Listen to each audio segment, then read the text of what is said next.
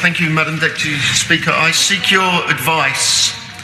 1 year ago today, exactly, on the 12th of March 2017, the Foreign Affairs Select Committee published a report, ninth report, Article 50 negotiations, implications of no deal. We also published several other reports in March last year.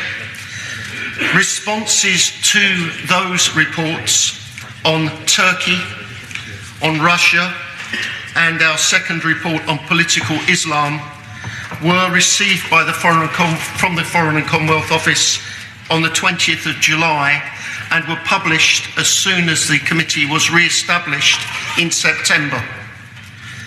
We have received no response to the report that was published in March on implications of no deal.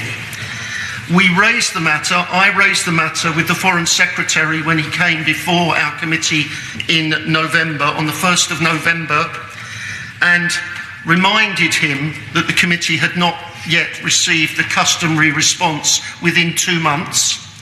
He said, "I think you are asking the wrong department. I think it is DECSU that is drafting the response to your excellent report." I asked him if he had seen any draft, and he said, "Not that I'm aware of." And then he promised, "I will make sure we take it up with the DECSU." And I said, "It is 8 months." He said, "Thank you, I'll make sure that we take it up." To date, despite expecting a response, the Foreign Affairs Committee has not received a response from the Department for Exiting the EU or the Foreign and Commonwealth Office 1 year after the report. Madam Deputy Speaker, can you suggest to me any course of action that can be taken? And I'm speaking here on behalf of the committee at the request of our chairman and the whole committee. What can we do to get the basic courtesy of a response from this government on a matter of topical interest, well, vital interest to our country and to our parliament? How can we get the government to respond as they are supposed to a select committee report?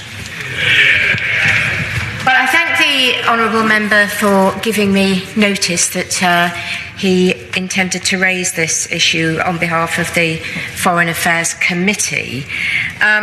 It is very unsatisfactory that the government hasn't replied to a report of the Foreign Affairs Committee, if indeed it was published a year ago. It is understandable that there sometimes will be a bit of a delay during an election period. It should normally be 2 months, but clearly a delay of a year is something quite different.